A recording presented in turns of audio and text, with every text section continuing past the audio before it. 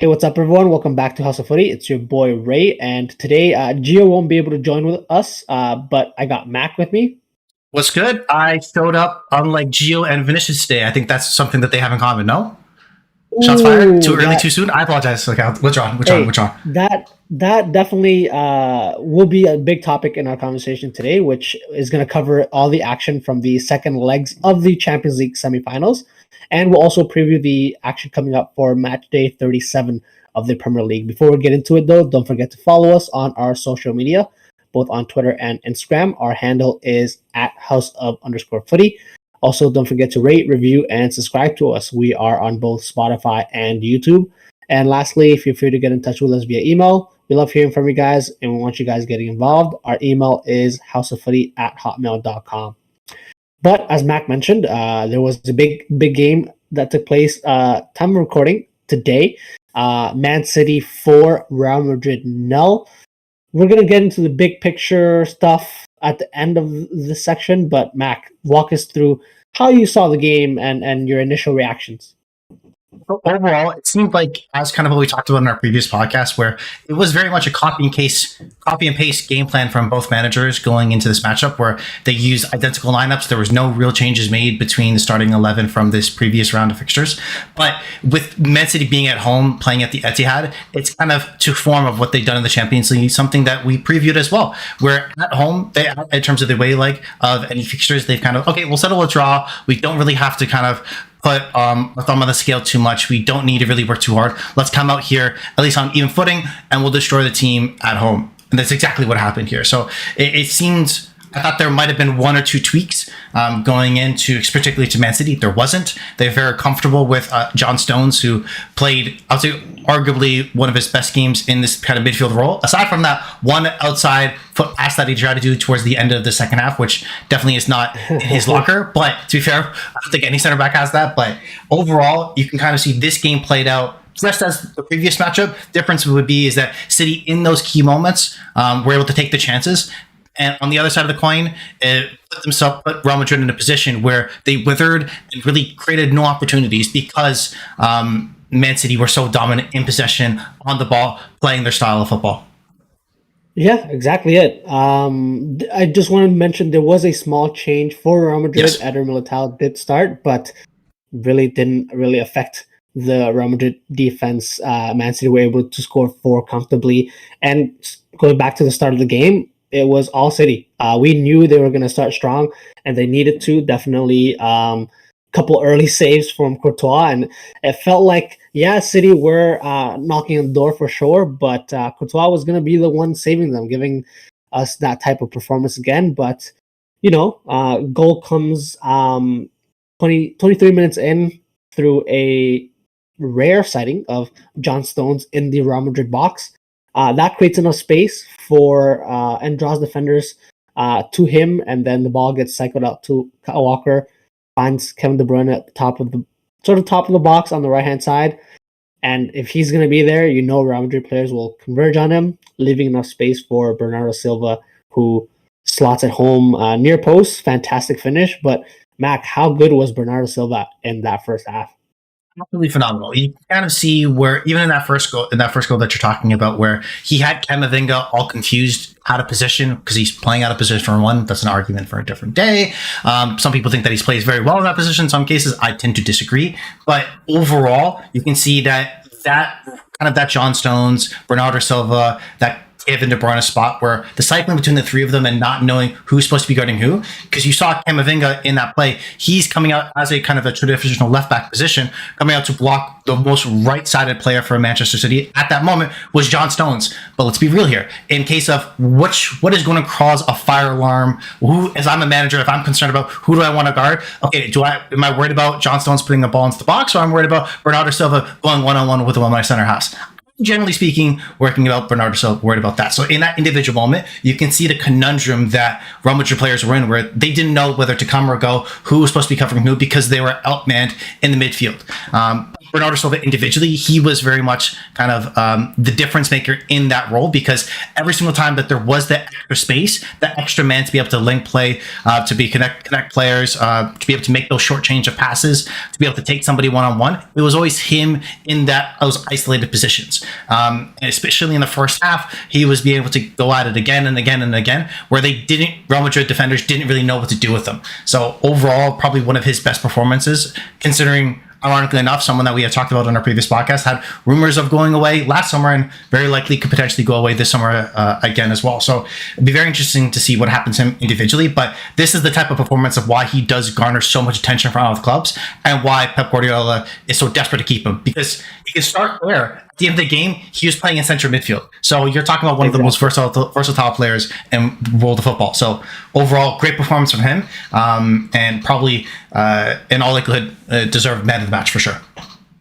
Yeah, and versatile in ways that he can finish, because that second goal, though it looked like a simple knot into the back of the net, he still had to do well enough to keep it over the defender and just under the bar, which, again, great job for him to finish it. But again, now I'm going to point out someone who we were praising in our last podcast, Gundogan, and how he was able to essentially make his run in untracked after Grealish is sort of dragging defenders out wide, and he's able to find himself in the box oftentimes and create havoc. And that goal really reminded me of the Aston Villa goal against Spurs in the weekend.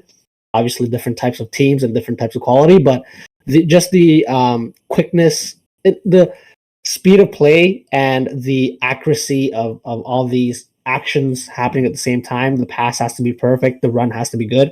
That creates a lot of havoc in that Real Madrid defense, and that was not just did that not just happen for these two goals, but it was happening all throughout the first half. Unable to get it out of their box. Out of their half and into the City half to even have any sustained pressure and even string a couple passes. So that's pretty much my take on the first half, Mac. Very similar, I think, to yours, because it started very much similar in that second half. I did mention City would probably drop in a little bit more. At that point, they have a comfortable lead, and now they can sort of look to hit on the counter. But yeah, not a lot of changes until, I guess I want to touch on this now. Luka Modric, who has been a standout player for Real Madrid over the years, he was taken off for Rudiger. And what are your thoughts on that and how that midfield matchup worked out even before he was taken off? Before he was taken off, this talks about they were outnumbered. Where because Johnson was stepping in the midfield, there was always a situation was 4-on-3, and generally speaking, in those situations, you'll either have a center half step in to be able to apply pressure, which neither of the Real Madrid center halves were doing, because Haaland is such a concern where you're going to put two on him in every situation. So neither of them are going to do it, as well as Vinicius or Rodrigo are natural players to be able to drop into midfield to be able to kind of help out there. They're trying to be able to get out wide to try to take their players one-on-one. Neither one did that successfully in this game, but it put themselves in a position where they're consistently a free man down against this Man City team, and that's going to kill you. Where in the Gundogan goal, in the Bernardo Silva, the setup, Gundogan setting up to the Bernardo second goal, Bernardo's first goal as well, those were kind of the key breakdowns where they had the extra man. So I thought that initial substitution, I was kind of, in our group chat, we were talking about it. It's like, oh, is that immediately going to be a switch to a 3-4-3? Reason being is because maybe you could have Rudiger, Alaba, and Militao playing as center halves, Camavinga left wing back, Carvajal right wing back, and either one of them could potentially tuck in to be able to kind of apply pressure and not be outnumbered in the midfield there. And you'll have an extra body potentially to be able to deal with the situations. But it really was just a like-for-like sub where it didn't change the momentum of the game. So I do think that's, in my opinion, poor on Ancelotti to not have a plan. It really was sit back and hope for the best. Maybe we'll get one or two chances, we'll score one of them. If they ever were to concede the first goal, which they did in this game, what was their counter plan? What was their kind of backup play style to be successful against this Man City team? Very, very difficult, because you're talking arguably the best team in world football. But is there a second gear that we can go to? Is there a different option? And it was flat there. So that change, I think, didn't do much. It probably, you're just putting a different cover of paint on the same object. Nothing was different. Yeah, I mean, and just to point out what Gio mentioned to us as well, Modric, Cruz, Benzema, Rodrigo, Vinicius Juniors, obviously not the best games, quite poor actually, to be quite honest. And so if those types of players are not performing, you're looking to your bench and the likes of you got Marcos Asensio, Lucas Vazquez, Dani Ceballos coming on, who are respectively good footballers, but in a Champions League semifinal match, you're not really expecting them to change too much for you. And so I think I know I want to just cover the last couple of things before we move on to big picture and what this means, especially those subs coming on. I just wanted to point out as well the third goal, Kevin De Bruyne cross, finding Akanji in the box. Man City, time and time again, will hit you in all different types of ways. And lastly, Julian Alvarez, he's the one who presses to get Vinicius off the ball, then makes the run in behind, which Foden finds, and that just wraps up a perfect night for Man City. And now, so moving on to the Real Madrid scenario, I guess situation now. The commentator, I was rewatching it. Basically, after the third goal goes in, he says, "This is an end of an era for this Real Madrid team." And so, Mac, do you very much agree that there most likely will be a big overhaul for Madrid this summer? Yes, I think this has to be the first of many steps because so the interesting part would be, and I tend to go both ways because and sorry to take a step back because we're going to come down to individuals because a lot of situations and especially Real Madrid wise they look at having kind of that superstar talent and kind of a talisman to be able to drag them through and have team of stars around that kind of superstar potentially. That's kind of how they've always built their branding of football. Try to be able to track kind of the Galacticos era and stuff like that, right? Where a lot of people were talking prior in this past season, the season that Vinicius would have and how well he played. This is the other side of the coin, arguably maybe his worst performance because in a Real Madrid shirt in a lot of ways. And aside from scoring a tap in against Trent Alexander-Arnold, there hasn't been much, in my opinion, Champions League-wise, where he's shown where he's that guy. That's him. That's the guy that we could potentially build around, which is why the overhaul of the Jude Bellinghams, the Tchouaméni needs to be able to step up. Camavinga being a young player where they need to be able to bring in other names like this to be able to surround a player like Vinicius, where it really ends up, as it is currently, kind of all on him in a lot of ways because Benzema is going to be aged out. Rodrigo, I personally don't feel like is that level of player that they want to be able to be in that position, and a lot of other players around them. So this is a team that definitely should have already been reset, but you can kind of understand why they didn't, given the success they've had in recent years, where even 2 or 3 years ago, a lot of people were looking, hey, this midfield's getting old. What are we going to do? What's the next step? And they were good enough to still hang on, but unfortunately, they hung on a little bit too long in that way. So especially as this is this is tied for their worst loss in Champions League history. Mm. Do you know the other team that actually had beaten them 4-0? Right, by chance? I think it's Barcelona. It's Barcelona. I'll give it to you. It's actually Liverpool. I think it was back in 2009. I think it was, if I saw that correctly. Yeah. The only time they lost to this degree in the Champions League. So as a club that kind of prides himself in this competition to really not just lose, but in a lot of ways be embarrassed, it is such a huge degree that they have to really look at themselves in the mirror. And going into this game, I know I'm going long, I apologize, is that we talked about if either team lost this was kind of a failure of a season for them because Real Madrid now come out the season with no real trophies that they would argue. And if Man City still won the Premier League and the FA Cup, they didn't win the Champions League, and that's what they've been gunning for. So all the pressure was on them to be able to pull something out. They weren't able to do it. So there has to be a lot of hard conversations and a lot of people looking in the mirrors of what changes need to be made to get them back to the level of a club that, is not. You can lose games, but you can't be embarrassed in games. No, I completely agree. And actually, when they were 2-0 down, I thought, you know what, if the game coasts out and it finishes 2-0 for City, it's actually not going to be the worst. It's not going to be actually a good result for Madrid, considering the fact that there needs to be a lot of changes going on. And now this result really highlights the fact that, there's cracks in that team. We saw them previously, not saying, excuse me, they're not invincible. You could argue that in previous, especially last year, they were lucky to get to the final, and then eventually did beat Liverpool to win their Champions League trophy again. But there are cracks. These are aged players who have been with the team for a long time, and so you do want to continue to refresh as much as possible. And to your point as well, Benzema being phased out eventually, and you're gonna need another sort of talisman up front to complement Vinicius, whether that's the way Madrid are going to go. But yeah, exactly what you're saying. This will definitely go down as a failure for Madrid this season. Barcelona, obviously, this weekend that just passed, crowned as champions, and now out of the Champions League in the semifinal stages, which is heartbreaking, but that's just the way it is. And so I'm interested to see what Madrid does.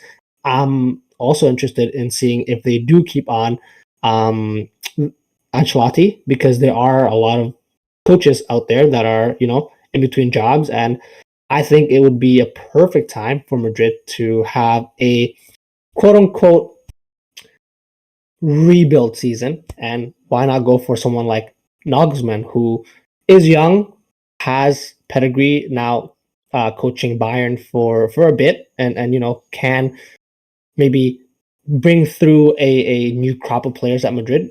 That's something that they might look into. Not exactly sure if it will happen, but we'll see what they do. Mac, but I did want to now switch our attention to City, and highlight a couple of their players. I know we already did, but one other player that I wanted to highlight is my boy Jack Grealish, who got me that yellow card when I really needed it. But apart from that, he is definitely a standout player for City. The way he was in the first game compared to this game, after getting fouled multiple times, getting up and smiling about it, it just reminded me of Luka Doncic. Sorry, the NBA finals are happening right now, and though Luka Doncic is not part of the playoffs this year, you just know he is enjoying the fact that players are fouling him, because he's doing a great job, which he did in this game. Again, build up for the second goal, played an integral part, and what a transformation he's been for the City team after making that big money signing from Aston Villa. Now he's well integrated with this team, and it just looks like it's a fantastic fit. What about you, Mac? Any players or the team, I guess, as a whole, you want to highlight for City? To follow up on the Jack Grealish love, because there has been a lot of heavy criticism previous to this year, definitely kind of levied towards him and the adjustment that he's had under Pep Guardiola. And it's always been, it's similar in a lot of ways to Klopp in some ways, where give them a year. It takes a while to get acclimated to the systems, the team, to your surroundings, and then you can kind of start to judge players. And you kind of get a feeling for Jack Grealish this is when he's really started to set in. You see in his post-match interview, just in terms of how euphoric he is and how well the team's been doing, and him individually as a player. In this game, he had the most duels won, most take-ons completed, most chances created, and most fouls won. So you're talking about a player that in every situation, to be able to give them the ball, you can trust them to be able to make the right decision in the final third, kind of even dropping back to be able to help out his defenders a couple of times, to be able to win fouls, to kind of reset the pitch, get everyone up the lines, to be able to make sure that they can kind of Man City can get back into the possession game. So overall, I do agree with you. He definitely was a standout player, but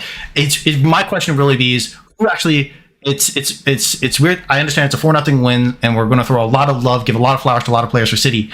But my harder conversation is who was Man City's worst player. Ederson had a couple of nice saves towards the end. John Stones played decent well enough. Ruben Diaz, I would argue, even though he got an assist, Kevin De Bruyne was probably the worst player, because there's a lot of opportunities between him and Haaland. It didn't link. Maybe even Haaland, because he missed a couple of easy chances where you could have bagged him in, which.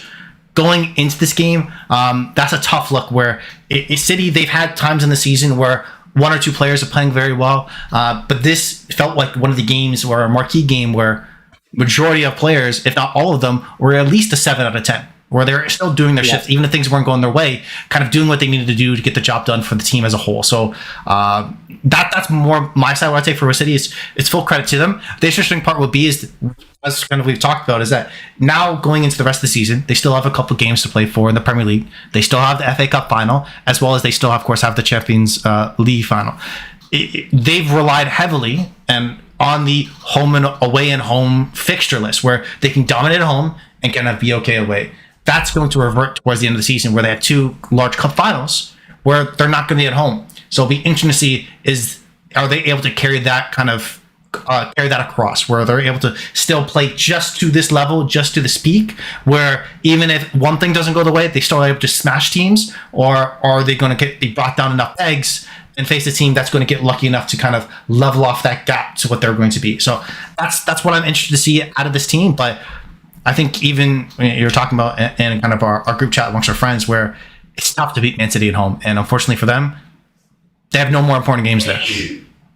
Yeah, well, to the point, I do feel bad, and no disrespect for Chelsea, Brighton, Brentford, and to an extent, Man U and Inter Milan, because I think at this point, City, Pep doesn't even have to show up because of how good those 13 to 15 players in that rotation have been.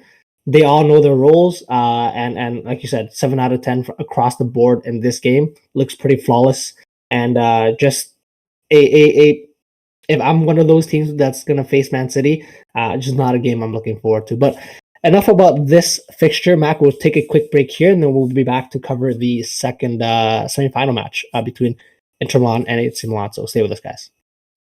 Welcome back, guys, to House of Footy. We are going to continue our podcast discussing the second semi-final matchup in the Champions League, which was between Inter Milan and AC Milan. Inter, of course, winners 1-0 of the night, 3-0 on aggregate.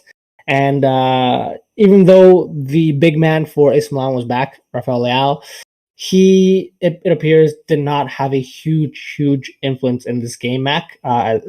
Inter still looked solid defensively. They did manage the pressure that AC Milan was eventually obviously going to come out with, and even got a goal late themselves. And I think well-deserved winners. What are your takes on this game? Overall, it was all about that first goal, because as soon as AC, if they were able to kind of get on the board early, put the pressure on Inter Milan, and be able to get into the mind games, because the interesting part about a 2-0 lead in the momentum of how Champions League football works with this 2-leg fixture is that it can go your way and things can all turn your way very, very quickly. And a 2-0 lead can still be coming, so you can still come back from, given that you still have a full game to play. And as long as you could have gotten that first goal, it could have set yourselves up to get back into it. And I feel like in the first half, there were 2 key chances where players just didn't take advantage. I first, to be honest, want to be able to call it Diaz. That chance that he had just inside, I think it was maybe like 12 yards from the net, and he side foots it and kind of does a hard low pass to Onana. I think that was the moment of the match, where the moment of the tie, really. If that goes in the back of the net, everything changes. And even later on, I know it was probably a little bit more of a difficult chance when Rafael Leao kind of cut through Darmian, but kind of bodied him off, took it to his left, and kind of just shanked it to wide of the far post. Those 2 opportunities for me were kind of the point where it's similar to go back to the Man City game. All in those 2 setters, those saves by Courtois, are those moments that Man City fans are going to rue with regret. And if they didn't get one of those, Real Madrid could easily come back and kind of got taken the lead.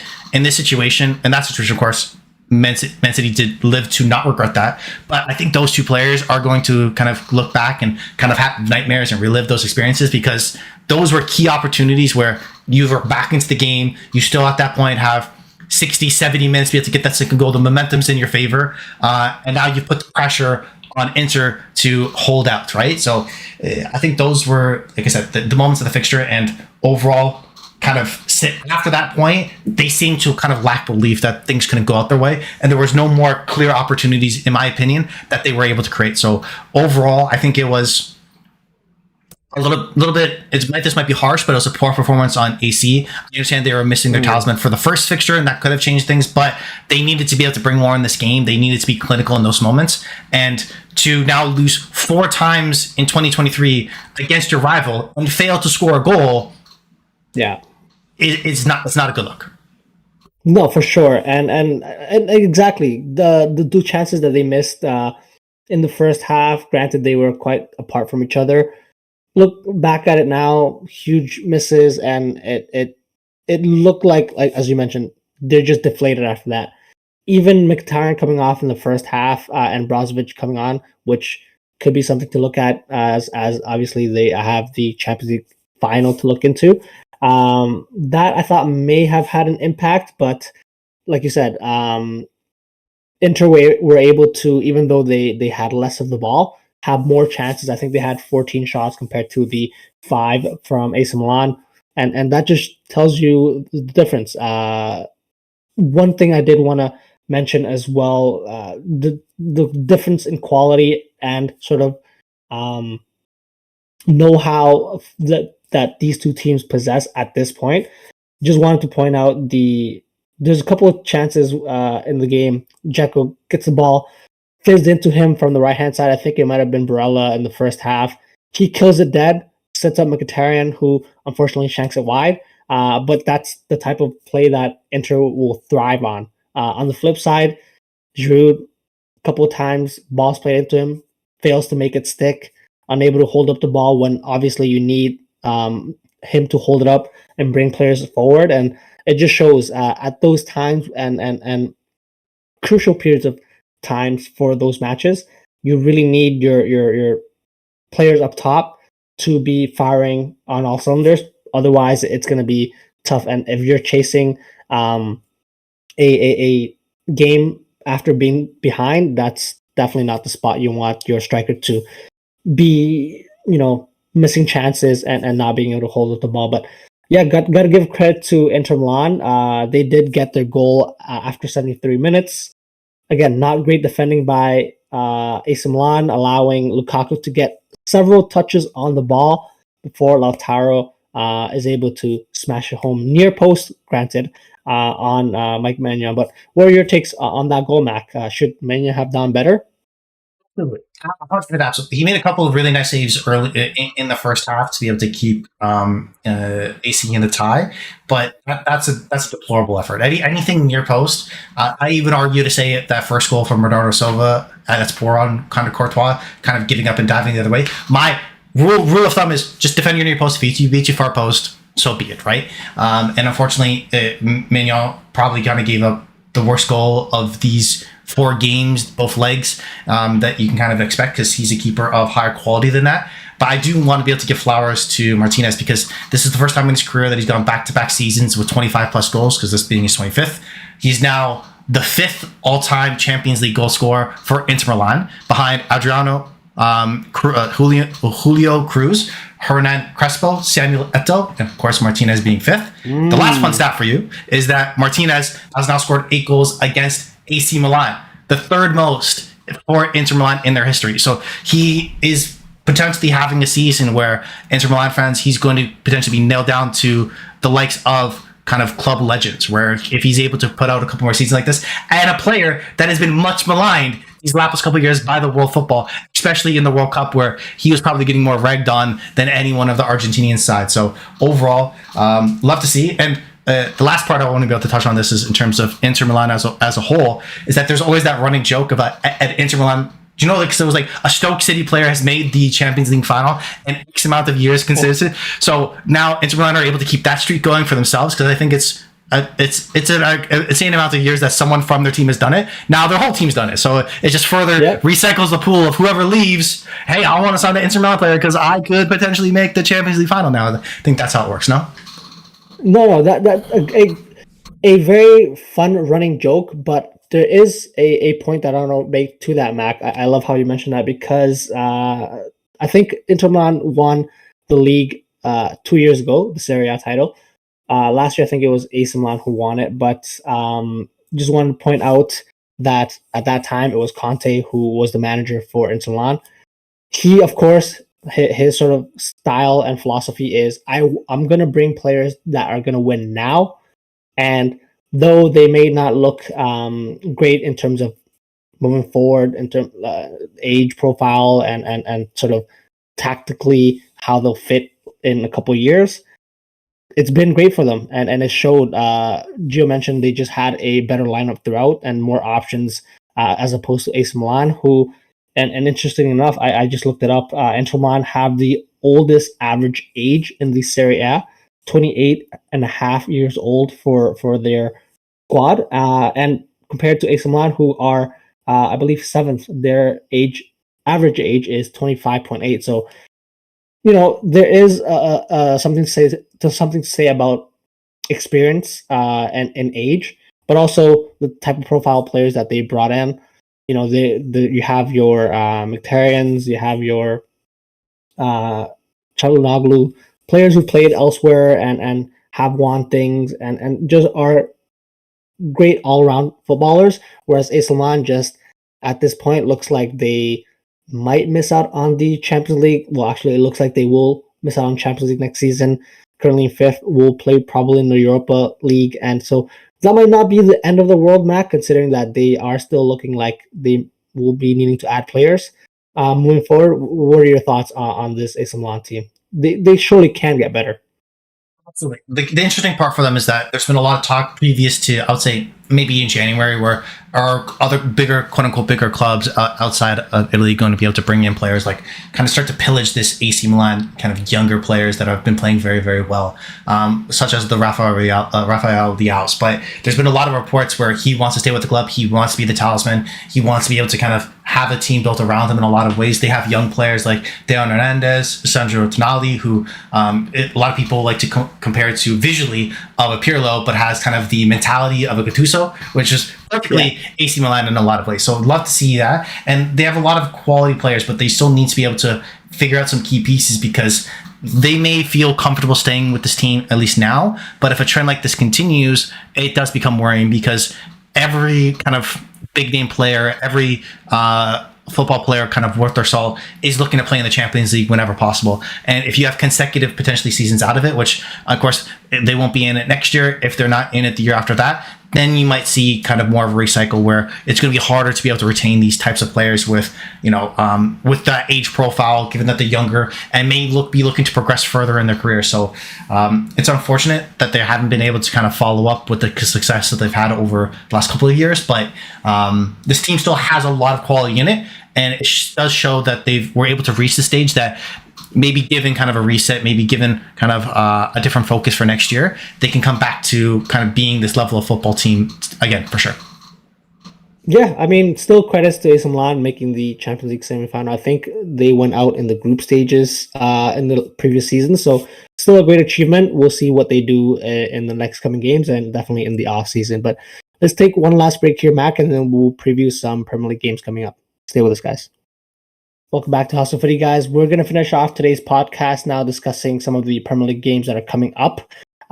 Newcastle are taking on Brighton. Time of recording, that's going to happen tomorrow, which when this podcast comes out, it'll be today. But this is a important game. Newcastle off the back of a weird tie against Leeds, and definitely not the greatest time to drop points. And on the flip side, Brighton, big win against Arsenal, still chasing a European spot as high as they can finish in the table. So actually quite a big game between these two that it's actually, I think, a makeup game from early in the season. They did tie 0-0 at Brighton earlier this season, Mac, but this game is taking place in Newcastle. They are quite decent at home. How do you see this game playing out? I think you're spot on with the importance of this game, because as we talked about in our previous podcast, is where Liverpool are just kind of predatory, waiting for mistakes coming from a Newcastle or Manchester United team, and this is potential team a roadblock for both of those teams, where Brighton, they can play on certain days. Beautiful football, played well. You just saw what they did to Arsenal, and in previous weeks you've seen Brighton play well against teams like Manchester United and absolutely kind of hammer Wolves. So they have a fantastic game in them, where against certain on their day can beat almost anybody in this league. And that's the beautiful thing about the Premier League, where kind of anyone can kind of pull up an upset win, whereas Brighton are continuously to do that and now have a level of standard of what you can expect from them. So I think this is going to be a very, very interesting matchup, very much a contrasting play style. I think the interesting part will be is that Newcastle, played just a team that I would argue plays similar in a lot of ways to Brighton, and that would be Arsenal, where they're going to try to keep possession. They're going to be able to attack their players in one-on-one situations out wide.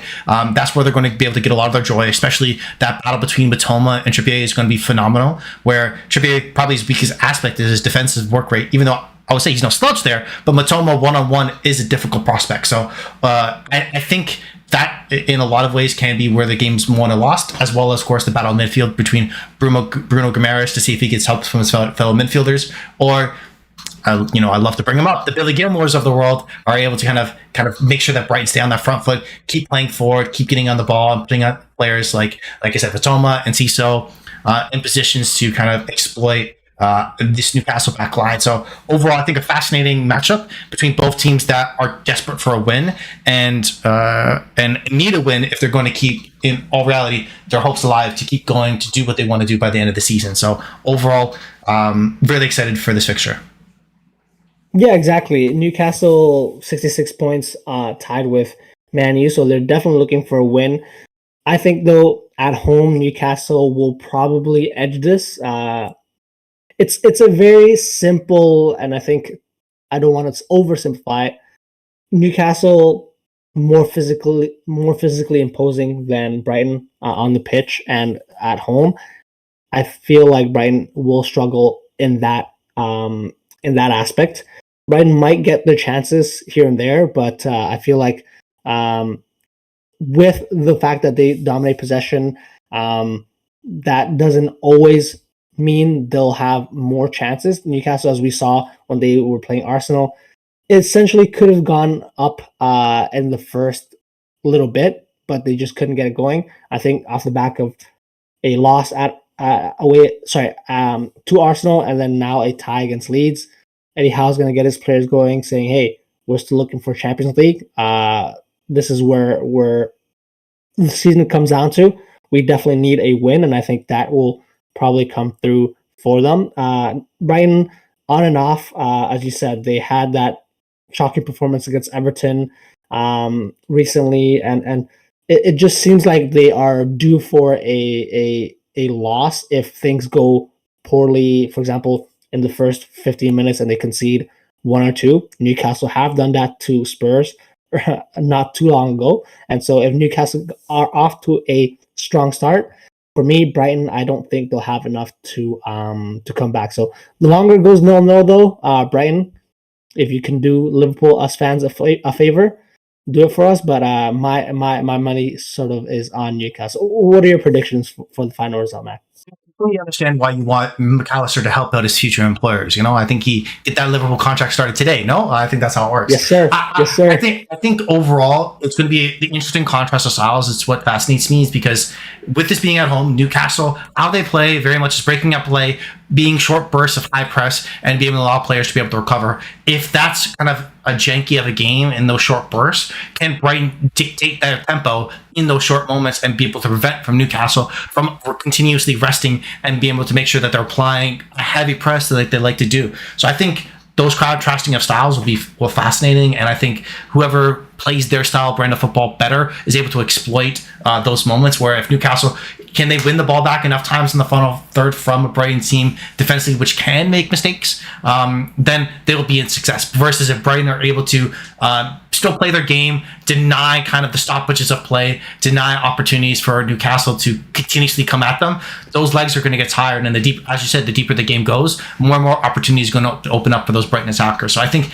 that's how the game will go. I do agree with you that Newcastle should edge it, but I don't think there's too much of a difference between these teams on their day.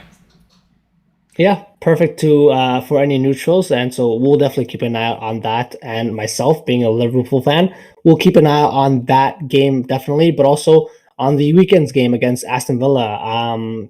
Both teams still as well pushing for as high of a finish in the Premier League table as they can. Liverpool definitely will be helped if they can get a win here to try and chase down Man U and Newcastle. We just mentioned them, but the previous game between these two, Mac, ended in a 3-1 away win for Liverpool. I think a very different looking side now for Aston Villa, though. more solid defensively, and definitely can hit you on the break. You got dynamic players such as Watkins scoring nonstop over the last couple of weeks, and I'm sure you'll mention it as well. But Leon Bailey just came back, and we'll see if he, as Gio put it here, can exploit Liverpool's line. So fascinating game as well, and also in midfield. What are your takes on this game? I think it's hard to say how this fixture will play out. The reason why I'm saying this because recent run of form for under Unai Emery for Aston Villa, they've been phenomenal. But this fixture has been tough for Aston Villa historically. Liverpool have won 9 of the last 10 Premier League meetings against Aston Villa. The lone exception being a 7-2 loss at Villa Park in October 2020. So it's really, there's been one blip on the radar for this matchup for that team. But is this really a different Aston Villa team? I think this is a statement win from either one of these teams where Aston Villa, if they come out with a strong performance, potentially tie or win the game, they're in a position where like, hey, this is the standard. This is what I have to keep. This is going into next year is the team that we can be. Obviously, still want to finish as high as possible, but this is who we are, right? Versus Liverpool, if they want any hope of Champions League football, this is a must win. So I think there's a lot to be able to play for those teams, just like in that first fixture that we had talked about. But I feel like history is a little bit too much on Liverpool side, where in all likelihood, they're hitting their best stride of the season at the biggest time of the season. This is the best football they've been playing all season. So even though they're playing against a team that is doing the exact same thing, I think Liverpool just have that extra gear that they're able to take it to in those moments, and or in all likelihood, I would argue, have the players to exploit the weakest parts of this Aston Villa team, in my opinion. If you have a 38-year-old Ashley Young and Alex Moreno playing wide back for you against Silva, is going to be, sorry, against Salah, I apologize. Nunez on his day can have a good game. Diaz has come back and looked sharp. Still, I don't feel like has kind of that performance that we've expected him, maybe that goal that we've expected from him. This could be a matchup where he does it. So I think that's where Liverpool are going to be in a position to really win this game. So I still favor Liverpool to come out for a win, but just like in the first fixture, I would not be surprised if Aston Villa does play well. Which is exactly to the last game we will talk about very soon. I'll be very surprised about a certain result. Sorry.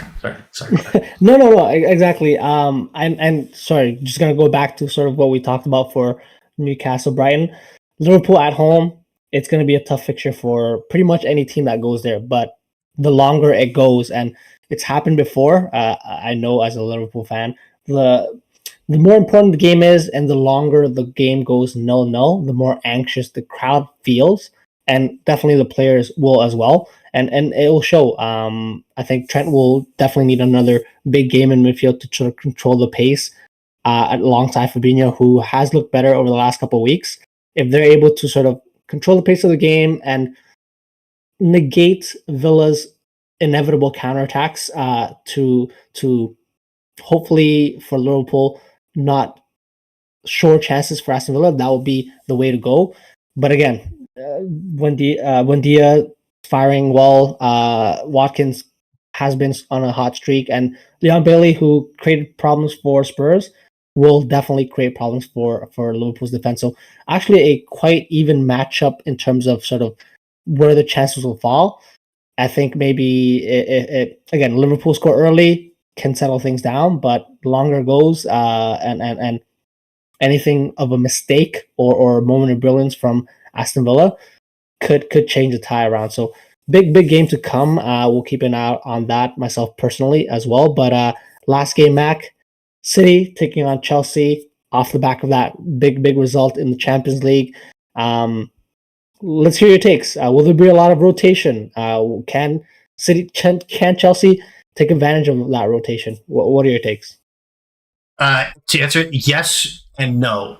Short answer, yes and no. But long answer, all likelihood, I do think that there'll be heavy changes. I would be surprised if you see Rodri, Kevin De Bruyne, Jack Grealish, Erling Haaland, and the same back four all play. I would be surprised. I think you're going to be out of those. Let's say those 8 players in the back four and those other 4 players in midfield. I would be surprised if even more than half of those players end up starting this Chelsea game. Reason being, there's not much to play for them in some ways. They understand they want to secure the title, so you might make that argument where if they just win this game, they're done and dusted. They don't have to worry about anything else, but they still have a couple other games to play for. So that could be the reason why. But realistically, how many of your best players do you need to beat this Chelsea team? Not all of them. Again, I would love to see Chelsea come out and play a phenomenal game.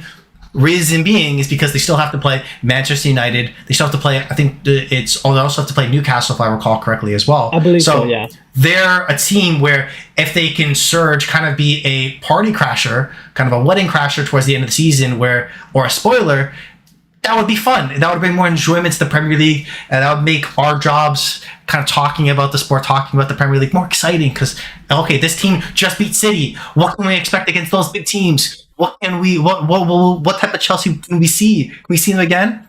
I would love it. Don't see it happening. One of my first times in life be cheering for Chelsea these next 3 games just to bring us more content. But it's unlikely. I think I am interested though in terms of this Chelsea team. Who does play? Because there has been a heavy rotation in this Lampard-esque Chelsea team, and Pochettino's now, I think this is the first game he's been confirmed to be on for next season. Is there a conversation between Lampard and Pochettino about who does he want to see play? Do we want to see something else implemented, or is he really hands off right now and we're letting Lampard play all the Englishmen? I don't know.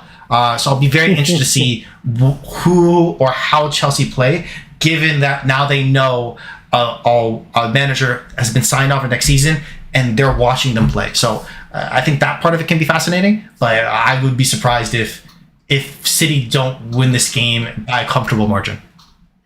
Yeah, and like I said earlier in this in the podcast, no disrespect to Chelsea. I feel like Pep doesn't have to show up to this game. Disrespect Chelsea. I'll say it for you. Disrespect Chelsea from me. Okay, but continue. I apologize. Go ahead. It doesn't have to show up to this game because I'm going to read out to you the 2 results between these 2 teams that played each other this season. 1-0 win for Man City away at Chelsea in the Premier League, and then soon after that, a 4-0 win at home for the FA Cup for Man City against this Chelsea team. Granted, they have a new manager now, Frank Lampard. Not sure if he is the sort of X factor here that will dictate play and dictate what will happen in this game. But yeah, like you said, not a lot of hope for Chelsea. I do want to see if they can maybe score a goal early and keep it tight. What might happen? What sort of changes Guardiola will throw on? Maybe will we see Sterling score against his old team? Something as well to keep an eye out on. He did score twice in the game against Nottingham Forest, I believe. But yeah, apart from that, not really a lot hope for Chelsea for myself. I guess personally, just want to see as well how City can rotate the squad. Again, a player that I like a lot to watch, Julian Alvarez. Will he get a couple goals here against Mendy or Kepa, whoever Chelsea decides to start? We'll see, man. But that's pretty much it, Mac. Do you think they flip a coin between each game of who starts, Mendy or? How do you think that decision is made? I'm very curious. Do they draw cards? I don't know. They duel a game of Yu-Gi-Oh. I don't know. So you know how they have keepers for different competitions. They'll have like one competition. They'll have this keeper, and then the other competition. Yeah. Maybe home and away games. Mendy, you get the home games. Kepa, you get the away games, and that's nice. Well, I don't know. Maybe we'll see. We'll see. I'm sure Frank Lampard will have some team selection issues to iron out before the game. But other than that, guys, this concludes our podcast for today. If you like what you heard, please like and subscribe to us on our social medias. That's at @houseof_footy. If you have any comments, suggestions, or general banter, get in touch with us via email, houseoffooty@hotmail.com. Then next time you hear from us will be next week when we recap all the action from the Premier League. And on that note, thank you, Mac. For Gio, Hala Madrid. And thank you guys for listening.